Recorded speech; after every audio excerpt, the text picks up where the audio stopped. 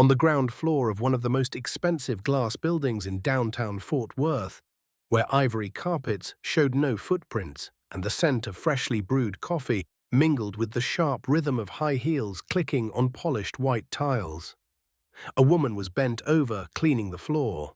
She wore a deep burgundy uniform, rubber gloves wrinkled with time, and a tight bun at the back of her head neatly tied as if the world were still watching, though no one ever truly looked. Her name was Jasmine Carter, 28 years old, black, night shift cleaner. Most people didn't remember who she was, not out of malice, but simply because they'd never paused to know. To them, Jasmine was the one who replaced trash bags after meetings, the fleeting footsteps in the hallway light at the end of the day, a component of the seamless operation no one ever stopped to understand. But that morning, something unusual happened. A voice echoed through the lobby. It wasn't the elevator chime. It wasn't a phone call or the spill of a coffee cup. It was Mandarin clear, precise, and as soft as a melody played in perfect tune. Richard Coleman, CEO of Hallberg International, was crossing the lobby as he did every day until he stopped.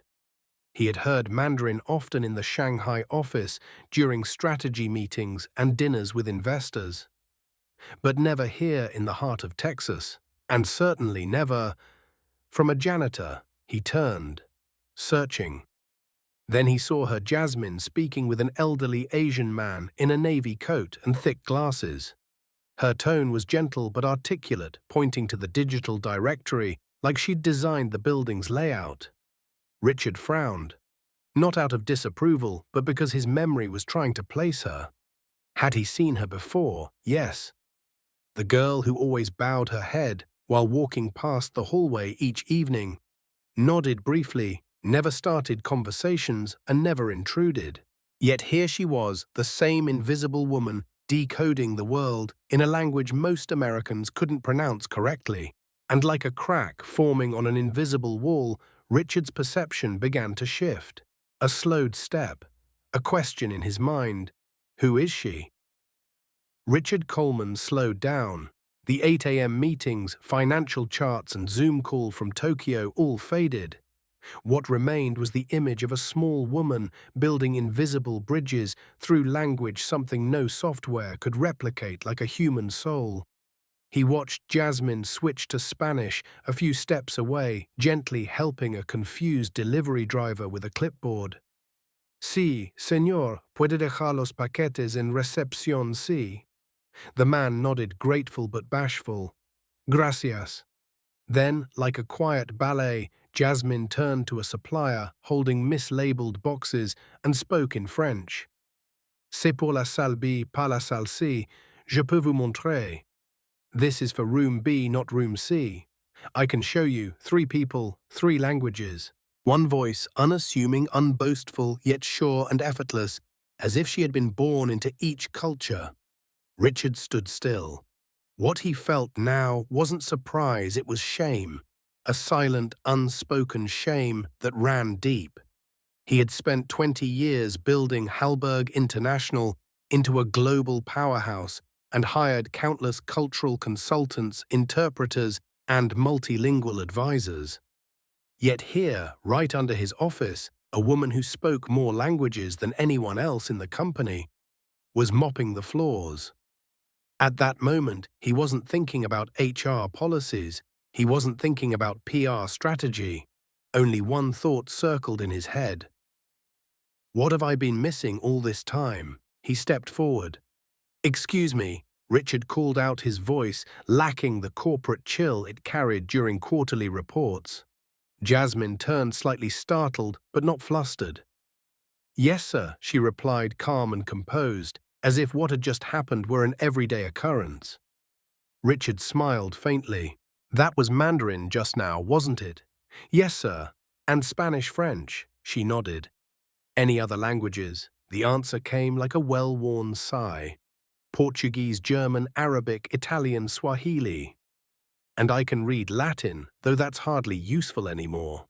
Richard paused. 9 languages, no showmanship, no pride. Just a fact straight as the horizon. He looked at her.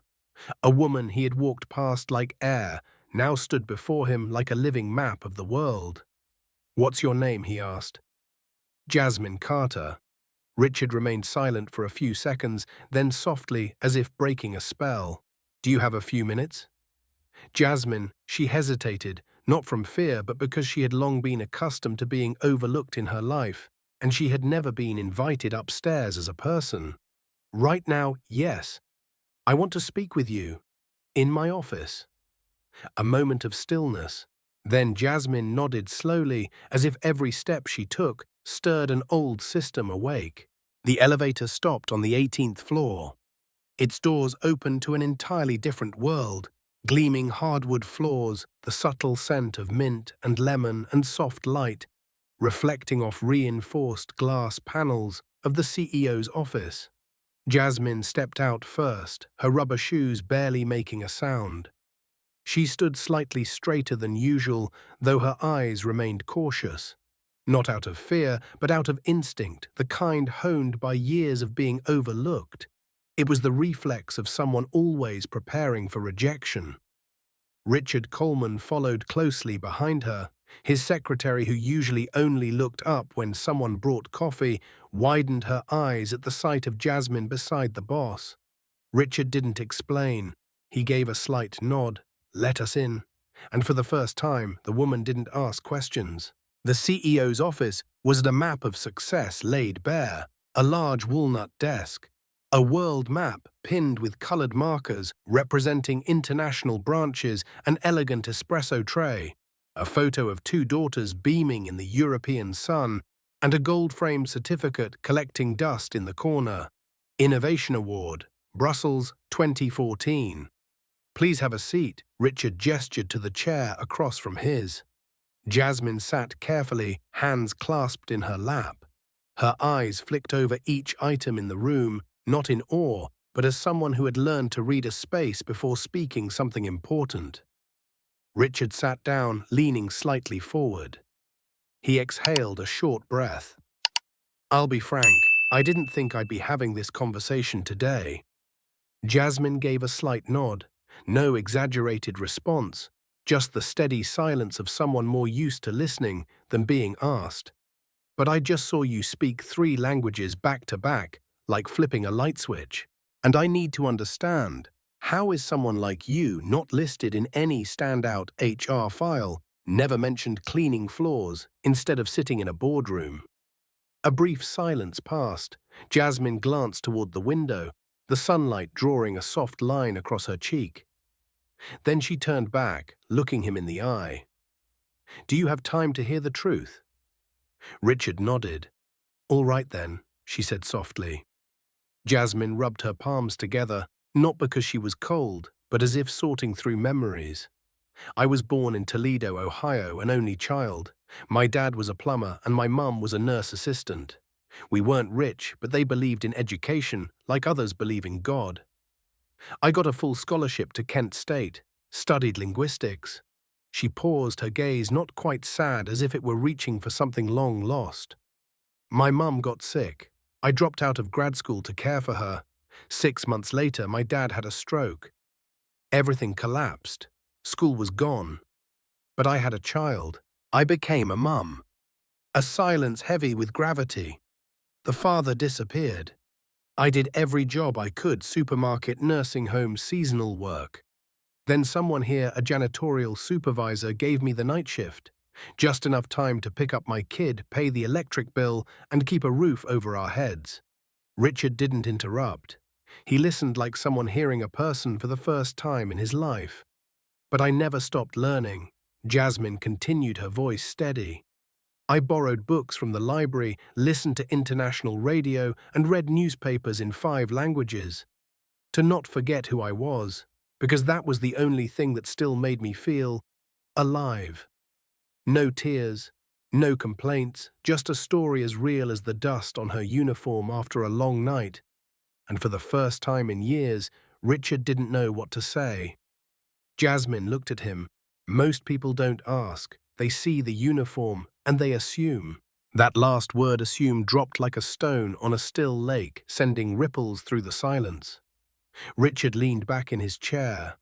His chest felt heavy, not from pity, but from realizing he had spent years inside a building where stories like Jasmine's never could be told. For several seconds, Richard Coleman said nothing. He sat looking at the woman across from him, not as a CEO assessing a candidate, but as a man confronting the blind spots of the system he had built. No one is trained to recognize a genius holding a mop and wearing rubber gloves. No HR survey ever includes unyielding spirit or ability to absorb language through an old radio. But Jasmine Carter, a 28-year-old night shift cleaner, had just proved she wasn't only worth noticing. She had been missing from a position she deserved. "Have you ever considered professional interpreting?" Richard asked, as if an idea bigger than himself had just surfaced. Jasmine shrugged, half hesitant, half self-mocking. "I used to dream. But dreams don't pay rent." He smiled for the first time, a genuine smile. Then he pulled out a small notebook and scribbled something down without explaining. Jasmine glanced at him, curious. "What are you writing? An idea?" The silence between them no longer felt tense. It settled like space had been cleared for something new to rise. That afternoon, close to 4 o'clock, Richard left the 18th floor, not to attend a meeting, but to descend to the very bottom of the building where uniforms were worn and the lights never gleamed like in the boardroom. He passed the water supply room and the break area and found Jasmine in the supply closet arranging towels. "May I interrupt for a moment?" he asked, standing in the doorway. Jasmine turned around, genuinely surprised for the first time. "You came down here?" He nodded. "I haven't been able to stop thinking about this all day." "Jasmine, I need your help." She wiped her hands on her shirt. "What kind of help?" "A group of partners from our Sao Paulo office arrived earlier than expected. My interpreter cancelled at the last minute. Can you help? We need Portuguese." One heartbeat skipped. Then she nodded with no hesitation. "Yes, I can do that."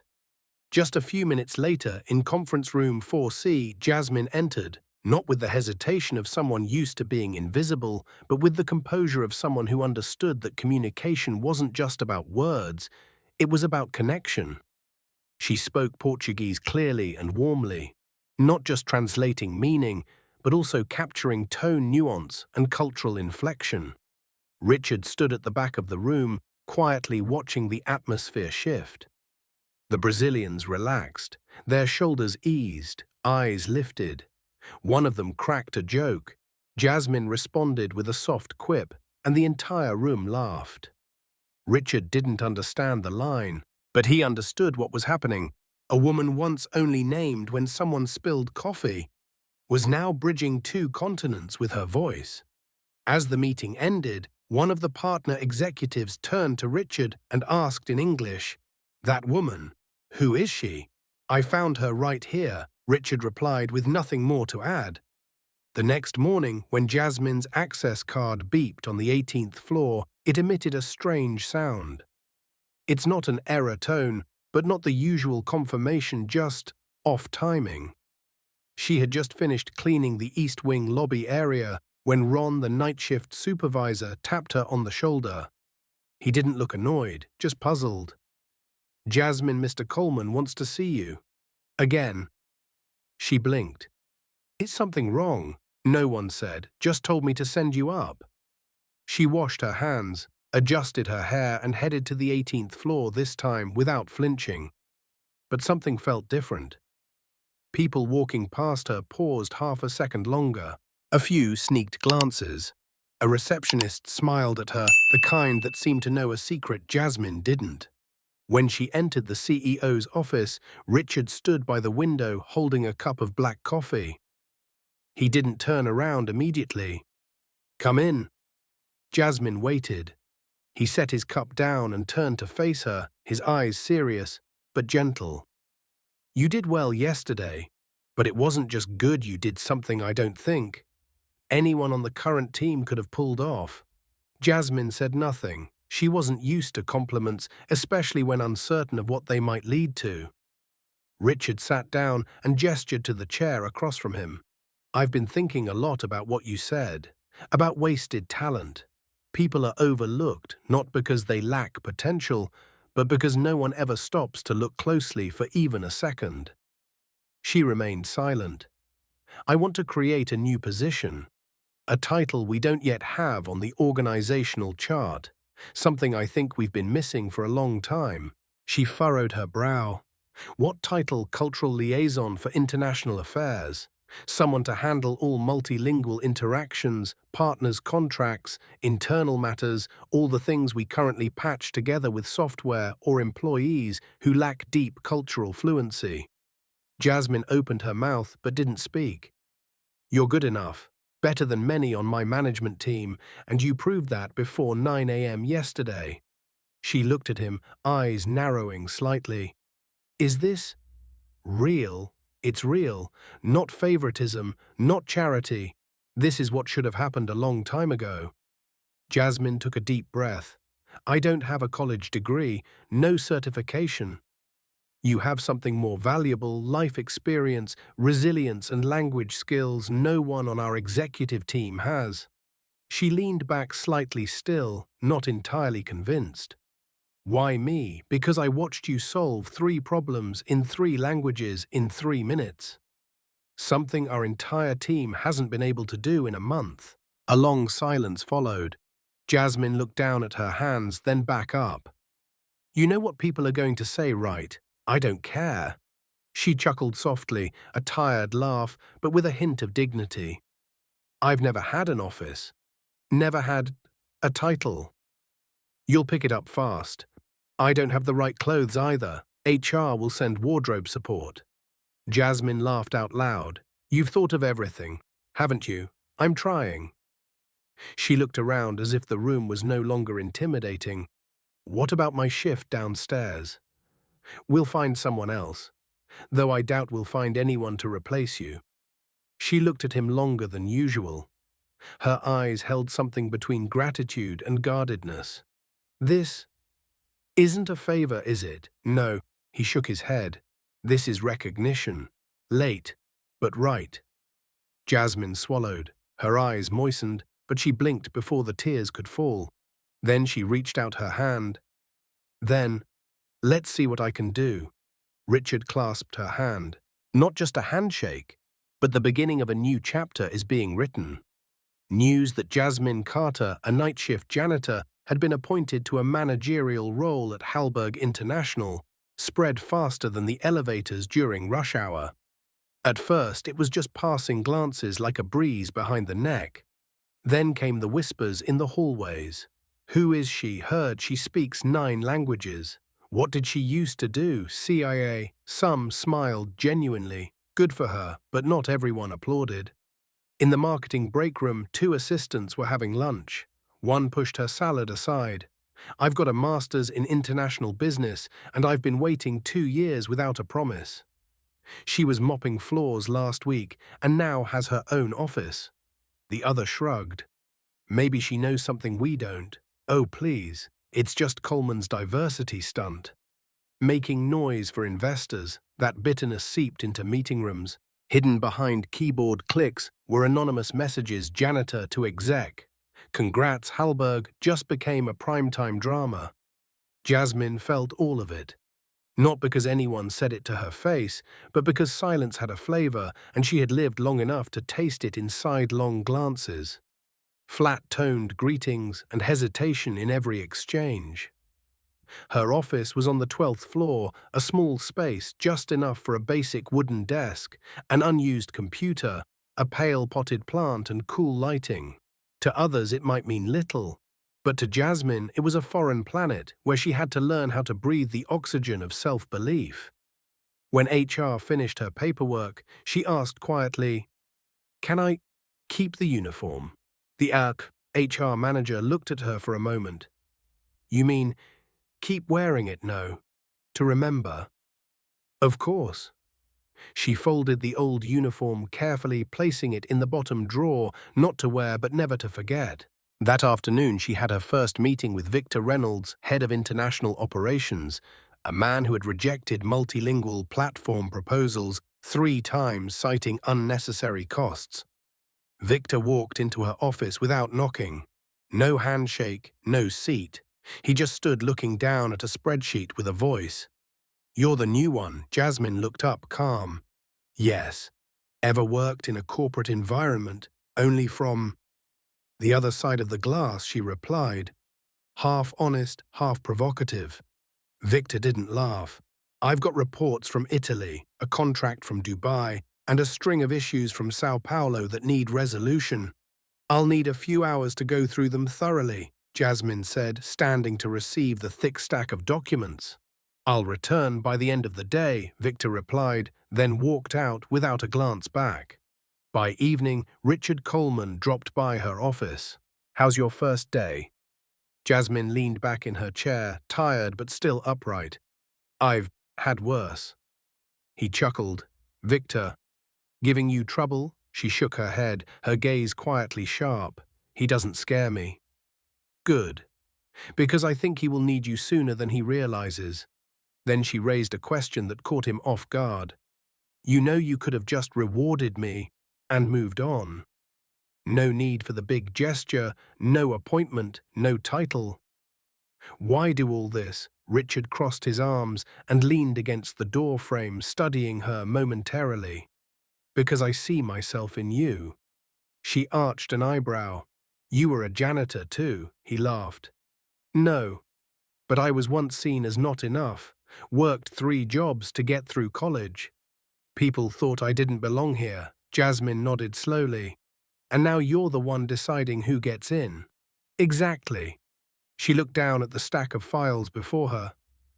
"I'll be honest. I'm nervous, even scared." "Good," Richard replied. "Fear means you care." A pause, then she looked up. "Some people are going to hate this. They'll get over it or they won't. Either way, we move forward." He turned to leave. Before walking out, he said, "You have a real story, and now you have a platform to tell it." The door closed. Jasmine looked around her new office. She remembered the hard years, nights passed out at tables, cold meals, forgotten birthdays, and watching others get promoted while she wasn't even greeted in the morning. She opened a drawer, took out her old cleaning staff name tag, placed it inside a small frame, and set it in the center of her desk. Not to complain, but to remind herself nothing in this room was accidental.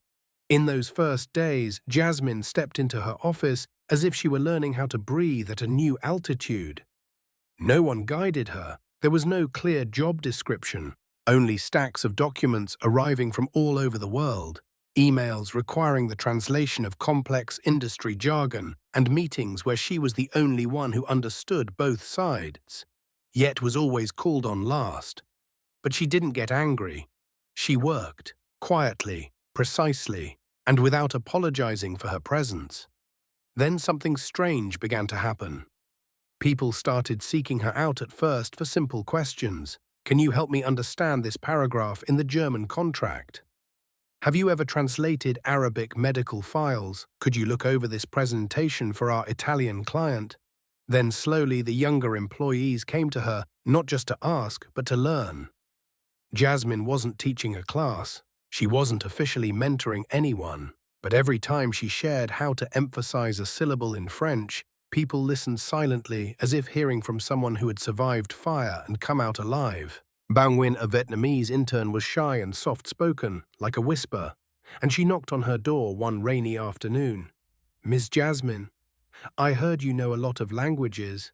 How did you learn them?" She smiled, slid her chair aside, and motioned for him to sit. "One word at a time, just like you will. You don't have to be fast. Don't stop." Bao nodded, eyes gleaming. To him, she wasn't a manager. She was living proof that every assumption could be torn down brick by brick. Sometimes she stood in the break room drinking coffee next to department heads. No one spoke, but everyone listened when she did. And then on a Tuesday morning, a small piece of paper was pinned to the whiteboard outside her office. No name, no signature, just 3 words: "We see you." Jasmine stood staring at it for a long time. She didn't know who had written it. but she knew someone who had once been silent was starting to wake up. Richard Coleman saw it hours later. He didn't take it down. He smiled to himself and whispered, "Finally, they're starting to see." Elsewhere in the building, behind closed-door meetings, the name Jasmine Carter started to come up. No longer as that janitor girl, but as in the one who saved the Morocco contract. The one who understands Brazilian cultural nuance better than our regional director. The one who never talks long, but always at the right time. And one late afternoon, as sunlight skimmed the glass building, Richard found her in the break room. They sat next to each other, no papers, no titles, just two people who were once dismissed are now sharing coffee. "I've been hearing good things about you lately," Richard said. Jasmine sipped a little, then smiled. "I try not to focus on the bad. You're making waves, you know." She tilted her head. Waves can mean something good, or signal a coming storm. Here it means you're doing something right. Then he looked at her with eyes that no longer saw value, but potential. "I've been thinking of starting an internal development program for people like you. The ones not in suits, no degrees, but with forgotten value." She looked at him, her gaze as still as glass. "There are many like me in this building. They just haven't been seen yet." "Would you help me build it?" Jasmine nodded slowly. "Actually, I've already been designing it in my head." And in that moment, no one laughed. No one said another word. But both of them understood a door had just been opened for Jasmine and everyone who had ever been left behind. At the end of that month, Hallberg International announced a new program. No grand press release, no glossy video promo, just a simple email to all employees, subject line: "Introducing the Voice Inside Initiative." The program was designed for non-executive staff, technicians, drivers, receptionists, warehouse workers, maintenance crew, and anyone who had been passed over for lack of a degree but held a potential that no one had ever bothered to ask about. Founder listed Jasmine Carter. The program included internal language classes, leadership training for non-white collar staff, soft skill development workshops, a silent storytellers forum where anyone could share their journey. The idea caught fire. Within 2 weeks, over 90 employees signed up. Among them, a night security guard fluent in Russian, a canteen worker who once taught school in Ethiopia, an electrician who knew how to code. And they all had one thing in common. No one had ever asked them, "What do you have to share?" Jasmine was invited to speak at the National Logistics Leadership Conference in Cincinnati a month later. For the first time, she stepped out of the Hallberg elevator, not as a behind-the-scenes staff member, but as a guest. When she took the stage, she wore a beige blazer, simple but strong, just like her. No PowerPoint, no cheap slogans, just a microphone and a room of over 300 people. "My name is Jasmine Carter. I used to be a night shift janitor. But that's not all of me. I'm also someone who speaks 9 languages, who once read French newspapers in the break room, who once corrected a multi-million-dollar contract because I spotted a grammar mistake in German. The room was so quiet, it seemed everyone had forgotten to breathe. I'm not a motivational speaker. I'm a reminder. You can't judge someone by the name tag on their chest. Some talents aren't developed because they've been too busy surviving." She looked around. No one looked away. "I don't need pity. I need visibility. And I know there are thousands like me cleaning offices at 2 a.m., untangling wires in cold storage, driving trucks across states, who have never been asked, 'What do you want to do with your life?' I don't need an extra seat for myself. I need us to bring more chairs into this room so others can sit too." She paused, looked into the lights. Silence. Then, one by one they stood. Applause. Not out of obligation, but in rhythm with their hearts. After the talk, a young man approached her, eyes red, holding a wrinkled paper.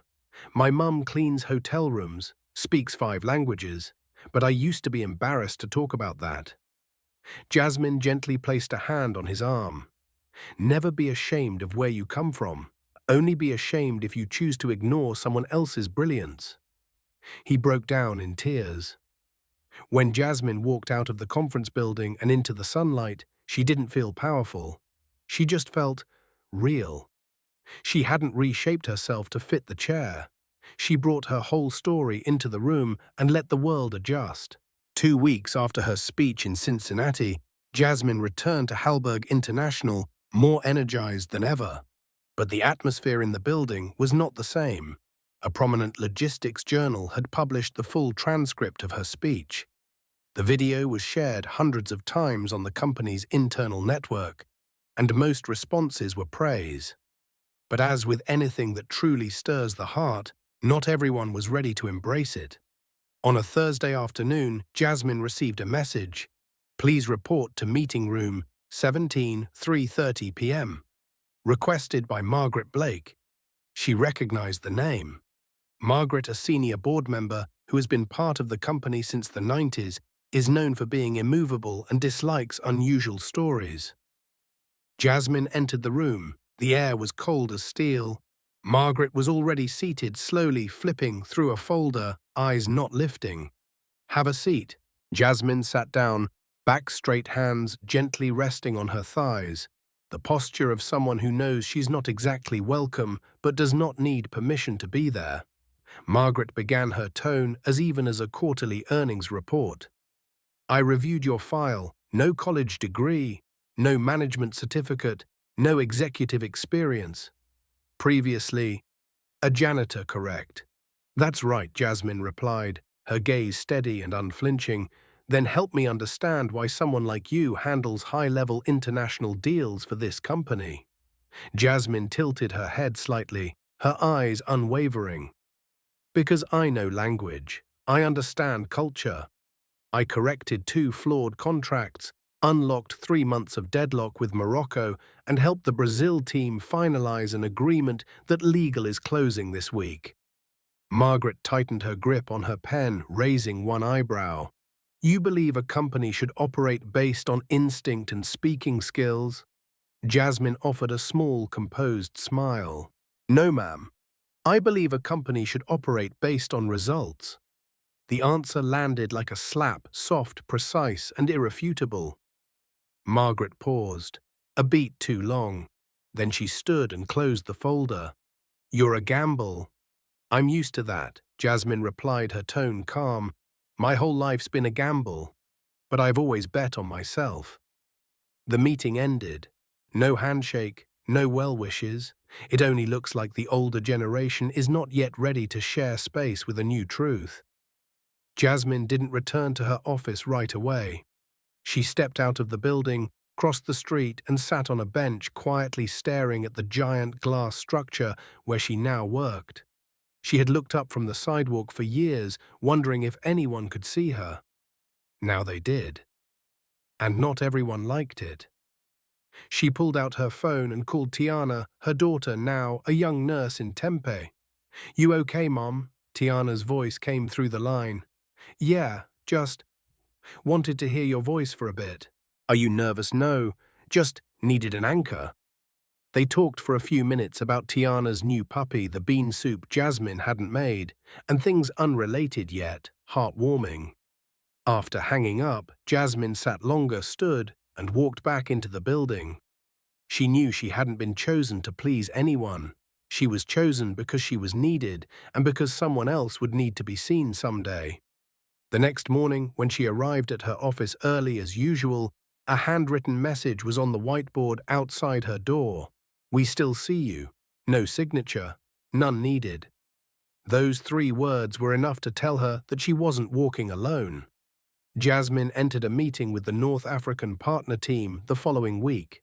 The expansion project in Morocco had stalled for over 5 months due to cultural misunderstandings and contract mistranslations. But this time, Jasmine entered the room wearing a cream-colored blazer, took her seat, held eye contact, and opened in fluent Moroccan Arabic, no interpreter required.